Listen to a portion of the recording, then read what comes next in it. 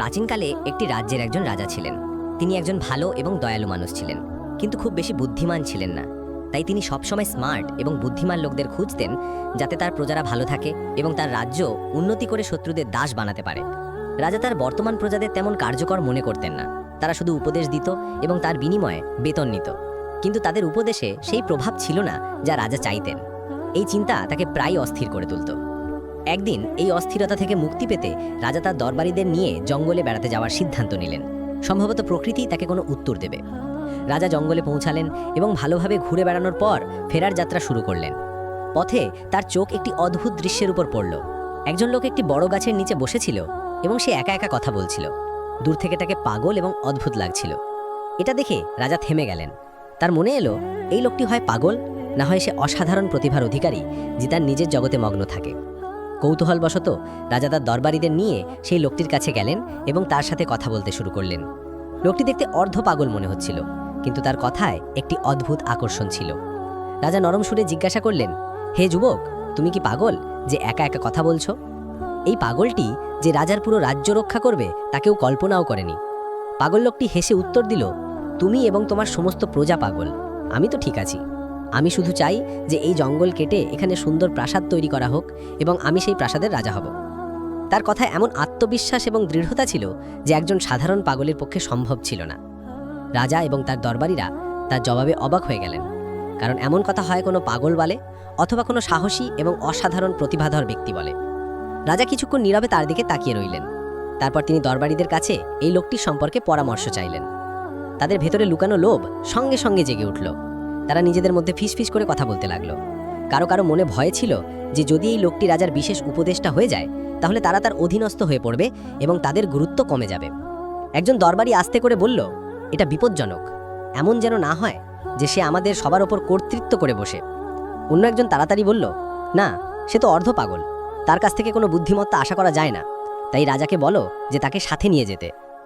দরবারীরা মনে করত যে এই লোকটি তাদের কি ক্ষতি করবে, কিন্তু আল্লাহ অন্য কিছু চেয়েছিলেন। অবশেষে দরবারীরা রাজাকে পরামর্শ দিল যে তাকে মহলে নিয়ে যাওয়া হোক। যদি সে সাহসী হয় তাহলে কাজে আসবে, আর যদি সত্যিই পাগল হয় তাহলে পরে তাকে ছেড়ে দেওয়া হবে। দরবারীদের পরামর্শে কাজ করে রাজা বিসমিল্লাহ বললেন এবং কিছুটা চাপ দিয়ে সেই লোকটিকে তার সাথে যেতে রাজি করালেন। কিন্তু পথে হঠাৎ লোকটি ঘোড়াটি অন্যদিকে ঘুরিয়ে দিল এবং পালিয়ে যাওয়ার চেষ্টা করল। রাজা এবং তার দরবারীরা সঙ্গে সঙ্গে তার পিছু নিলেন। অনেক চেষ্টার পর তারা তাকে আবার নিয়ন্ত্রণে আনলেন এবং সেই পথেই মহলের দিকে রওনা হলেন। যখন তারা মহলে পৌঁছালেন, তখন অবাক হয়ে দেখলেন যে সেখানে প্রচুর লোকের ভিড় জমেছে। সবাই আনন্দের সাথে স্লোগান দিচ্ছিল এবং রাজাকে অভিনন্দন জানাচ্ছিল। রাজা এবং তার দরবারীরা এটি দেখে অবাক হয়ে জিজ্ঞাসা করলেন, এই অভিনন্দন কিসের জন্য?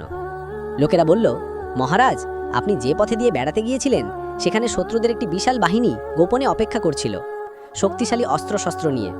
আমরা নিশ্চিত ছিলাম যে আপনি আর কখনো ফিরে আসবেন না। এটি শুনে সবার চোখে বিস্ময়, কৃতজ্ঞতা এবং উদ্বেগের মিশ্র অনুভূতি ফুটে উঠল। লোকেরা আবার আনন্দের সাথে বলল, মহারাজ, আপনি তো খুব বুদ্ধিমান, আপনি পথ বদলে দিয়েছেন। রাজা নীরবে সেই পাগল লোকটির দিকে তাকিয়ে রইলেন এবং মনে মনে ভাবলেন যে এই লোকটি সত্যিই সাধারণ নয়, সে বিশেষ কিছু। তারপর তিনি দরবারীদের দিকে ফিরে আদেশ দিলেন, তাড়াতাড়ি করো, এই লোকটির জন্য একটি চমৎকার চেয়ার তৈরি করো, আজ থেকে সে আমার সাথে থাকবে। দরবারীরা, যারা ইতিমধ্যেই মনে মনে ভয় পেয়েছিল, সঙ্গে সঙ্গে বলে উঠল, মহারাজ, এই লোকটি তো পাগল, এমন যেন না হয় যে সে আপনার ক্ষতি করে। আপনার সাথে তো আমাদের মতো বুদ্ধিমান লোকদেরই থাকা উচিত। কিন্তু রাজা তাদের কথা প্রত্যাখ্যান করে গম্ভীরভাবে বললেন, না, এই লোকটি তোমাদের সবার থেকে বেশি বুদ্ধিমান। সে চুপচাপ থেকে আমাদের এক বিপজ্জনক শত্রু থেকে বাঁচিয়েছে। এটিই বেশি বুদ্ধিমান মানুষের লক্ষণ। যদি সে না থাকতো তাহলে তোমাদের কেউ জানতে পারতে না যে পথে শত্রু অপেক্ষা করছিল। আমাদের নিরাপত্তা তার বুদ্ধিমত্তার কারণে হয়েছে। এটি শুনে পাগল লোকটি হাসল এবং গর্বের সাথে রাজার পাশে রাখা চেয়ারে বসে পড়ল। কিন্তু এই মুহূর্ত থেকে মহলে একটি নতুন দ্বন্দ্ব শুরু হলো। দরবারীরা, যারা প্রজন্ম থেকে প্রজন্ম ধরে সেই চেয়ারগুলোতে বসছিল, তারা কোনোভাবেই এটা মেনে নিতে পারল না যে একজন অপরিচিত এবং যাকে পাগল বলা হয় সে তাদের পাশে এসে বসবে। তারা মনে মনে জ্বলতে লাগলো এবং সেই লোকটির বিরুদ্ধে ষড়যন্ত্রের জাল বুনতে শুরু করলো। কিন্তু যাকে আল্লাহ সম্মান দেন তাকে পৃথিবীর কোনো শক্তি নিচে নামাতে পারে না। সম্মান এবং অসম্মানের ক্ষমতা কেবল তারই হাতে। এই গল্পটি শুনে আল্লাহর ক্ষমতার উপর আপনার বিশ্বাস আরও দৃঢ় হবে। আল্লাহ রাজাকে ফকির বানাতে পারেন এবং পাগলকে রাজা বানাতে পারেন। আর যখন তিনি কাউকে উঁচু করতে চান, তখন পৃথিবীর সব ষড়যন্ত্র ব্যর্থ হয়ে যায়। এক সকালে যখন মহলে দরবার বসেছিল, তখন কিছু প্রজা এগিয়ে এলো এবং সেই লোকটির কাছে গেল যাকে সবাই পাগল বলতো। তারা শ্রদ্ধার সাথে বলল, ভাই সাহেব, আপনার উপর শান্তি বর্ষিত হোক। আমরা আপনার সাথে কিছু গুরুত্বপূর্ণ কথা বলতে চাই। প্রজারা কথা বলতে বলতে বলল, ভাই সাহেব, আমাদের রাজার নিয়ম কানুন এবং দরবারের শিষ্টাচার সম্পর্কে আপনার কোনো ধারণা নেই। আমরা শুধু চাই যে আপনি কোনো ভুল বোঝাবুঝিতে এমন কোনো পদক্ষেপ না নেন যার কারণে আপনাকে শাস্তি পেতে হতে পারে। পাগলটি অবাক হয়ে বলল, কি মানে? আমাকে শাস্তি দেওয়া হবে? আমি তো কখনো বলিনি যে আমাকে এখানে মহলে নিয়ে আসা হোক। এটা কেমন বিপদ! আমাকে ফিরিয়ে নিয়ে চলো। তার কথা শুনে প্রজাদের মুখে একটি হালকা খুশির ঢেউ বয়ে গেল। তাদের মনে হলো যে তাদের কৌশল সফল হচ্ছে, কিন্তু রাজার ভয়ে তারা তাকে ভয় দেখিয়ে মহল থেকে বের করতে পারছিল না, বরং নরম সুরে তাদের কথা মানিয়ে নেওয়ার চেষ্টা করতে লাগলো। তারা বলল, ভাই সাহেব, আপনি জানেন না যে যদি আপনি আমাদের কথা মানেন তাহলে আপনি কি কি পেতে পারেন। পাগলটি যে শাস্তির শব্দ শুনেই ভয় পেয়ে গিয়েছিল, সঙ্গে সঙ্গে ঘাবড়ে গিয়ে বলল, ঠিক আছে, বলো কি করতে হবে। সুযোগ পেয়ে একজন উপদেষ্টা, যিনি নিজেই রাজার একজন ঘনিষ্ঠ বিশেষ উপদেষ্টা ছিলেন এবং যার চেয়ার এখন সেই পাগলের দখলে ছিল, এগিয়ে এলেন এবং চতুরতার সাথে বললেন, আমাদের দরবারের একটি ঐতিহ্য আছে যে দরবার তখনই শুরু হয় যখন কেউ রাজাকে একটা থাপ্পড় মারে বা এমন কোনো কাজ করে যা দরবারকে জাগিয়ে তোলে। পাগলটি, যার বুদ্ধিমত্তা একেবারেই ছিল না, সে সঙ্গে সঙ্গে বলল, আরে এটা তো কোনো বড় ব্যাপার নয়, থাপ্পড় কি, আমি তো রাজাকে লাথিও মারতে পারি। প্রজারা তার বোকামিতে হাসি লুকিয়ে তাকে বাহবা দিল এবং আনন্দের সাথে তাকে আরও উস্কে দিল। যখন রাজা চেয়ারে বসবেন তখন তুমি গিয়ে তার ঘাড়ে একটা জোরে থাপ্পড় মারবে, তারপর দেখবে রাজা এত খুশি হবেন যে তিনি তোমাকে অনেক পুরস্কার দেবেন। পাগলটি সরলভাবে কথাটি মেনে নিল। পরের দিন যখন দরবার বসল এবং রাজা সিংহাসনে বসলেন, তখন পাগলটি অত্যন্ত সরলতার সাথে এগিয়ে গেল এবং রাজার ঘাড়ে একটি জোরে থাপ্পড় মারল। থাপ্পড়ের আঘাতে রাজার মুকুট অনেক দূরে পড়ে গেল, কিন্তু যখনই মুকুটটি মাটিতে পড়ল তার নিচ থেকে একটা বিপজ্জনক বিচ্ছু বেরিয়ে এলো। রাজা সঙ্গে সঙ্গে চমকে উঠে দাঁড়ালেন এবং বুঝতে তার দেরি হলো না যে যদি তিনি মুকুট মাথায় রাখতেন তাহলে বিচ্ছু তাকে কামড়ে দিত। কৃতজ্ঞতায় ভরা হৃদয় নিয়ে রাজা পাগলটিকে বুকে জড়িয়ে ধরলেন। রাজা পাগলটিকে বুকে জড়িয়ে ধরে আনন্দের সাথে বললেন, আমার প্রিয়জন, এই লোকটিই একমাত্র যে আমাকে সত্যিই ভালোবাসে। যদি সে আমাকে থাপ্পড় না মারত তাহলে আজ হয়তো আমার শেষ দিন হতো। রাজার আদেশে পাগলটির জন্য একটি চমৎকার ভোজের আয়োজন করা হলো এবং তাকে উপহার হিসাবে একটি সুন্দর মহলও দেওয়া হলো। প্রজারা, যারা ইতিমধ্যেই তার প্রতি হিংসা করছিল, তারা এখন আরও বেশি চিন্তিত হয়ে পড়ল। তাদের মনে ভয় বসে গেল যে যদি এইভাবেই চলতে থাকে তাহলে এই পাগলটি তাদের সবার চেয়ারের উত্তরাধিকারী হয়ে যাবে। তাই তারা নিজেদের মধ্যে ফিসফিস করে কথা বলতে লাগলো, আরে এই লোকটা তো খুব দ্রুত উপরে উঠছে, কিছু করতে হবে, না হলে আমাদের সব সম্মান এবং পদ শেষ হয়ে যাবে। অন্যদিকে সেই অর্ধ পাগল মনে মনে ভাবছিল যে এই প্রজারা সত্যিই খুব সৎ এবং সহানুভূতিশীল মানুষ। দেখো কত চমৎকার পরামর্শ দিয়েছিল। সে আনন্দের সাথে মনে মনে সিদ্ধান্ত নিল যে এখন থেকে এই লোকেরা যা বলবে তাই সে মেনে চলবে। পরের দিন প্রজারা আবার পরামর্শ করে সেই পাগলের মহলে পৌঁছল। তারা সবাই ভিতরে ভিতরে জ্বলছিল, কিন্তু তাদের মুখে হাসি ছিল। একজন উপদেষ্টা নরম সুরে কথা শুরু করল, ভাই সাহেব, গতকালের কৌশলটি কেমন লাগলো? যদি আপনি থাপ্পড় না মারতেন তাহলে রাজা আপনাকে সন্দেহ করতেন এবং হয়তো আপনাকে শাস্তিও দেওয়া হতো। পাগলটি, যে এখন আরামে মহলে বাস করছিল, হেসে বলল, হ্যাঁ ঠিক বলেছেন, আপনারা খুব ভালো মানুষ। আপনাদের কৌশল আমার ভাগ্য বদলে দিয়েছে। প্রজারা সুযোগকে ভালো মনে করে পরের জাল বিছালো।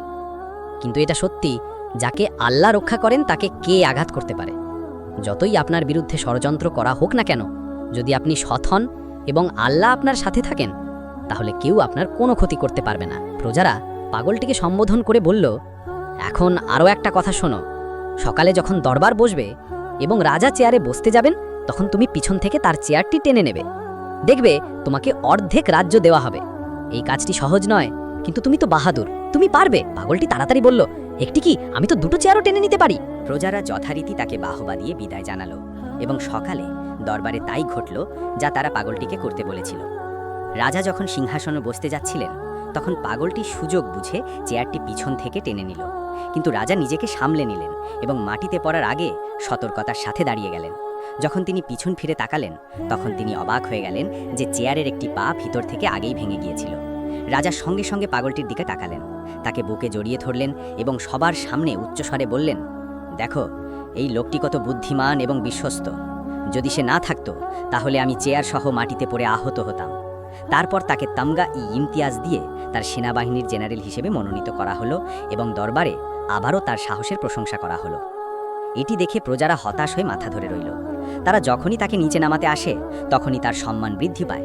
এখন তারা বিরক্ত হয়ে একে অপরকে বলতে লাগলো, আরে এটা কেমন বিপদ, আমরা চাই যে তাকে শাস্তি দেওয়া হোক, রাজা তার ওপর রাগ করুন এবং তাকে ফাঁসিতে ঝোলানো হোক, কিন্তু সে প্রতিবারই জয়ী হয়।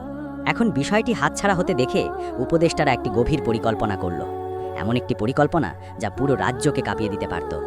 সবাই মিলে সিদ্ধান্ত নিল যে তারা প্রতিবেশী রাজার সাথে গোপনে যোগাযোগ করবে, তাকে যুদ্ধের জন্য উস্কে দেবে এবং প্রতিশ্রুতি দেবে যে তারা তাদের উপর হামলা করবে। কিন্তু রাজাকে আশ্বস্ত করা হয়েছিল যে প্রজারা সবাই তার সাথে আছে। আমরা সব সামলাবো, তোমাকে শুধু আমাদের জেনারেলকে মারতে হবে, বাকি সব কিছু আমাদের উপর ছেড়ে দাও। প্রজারা এই ষড়যন্ত্রমূলক চিঠি পাঠালো এবং অন্য রাজ্যটি তদন্ত করার পর রাজি হয়ে গেল। এখন শুধু একটি বিষয় বাকি রইল, তাদের রাজাকে যুদ্ধের জন্য রাজি করানো। তাই প্রজারা তাদের কিছু লোককে আহত করল এবং রাজার সামনে এসে বলল, মহারাজ, আমরা আর কতদিন ধৈর্য ধরব? যদি কাল আপনার কিছু হয়ে যায় তাহলে পুরো রাজ্য কাঁদবে। শত্রু আক্রমণ করছে, আমাদের এখনই সিদ্ধান্ত নিতে হবে। সংক্ষেপে রাজা যুদ্ধের জন্য ঢোল বাজালেন এবং তার সেনাবাহিনীকে প্রজা সহ যুদ্ধের জন্য রওনা করলেন।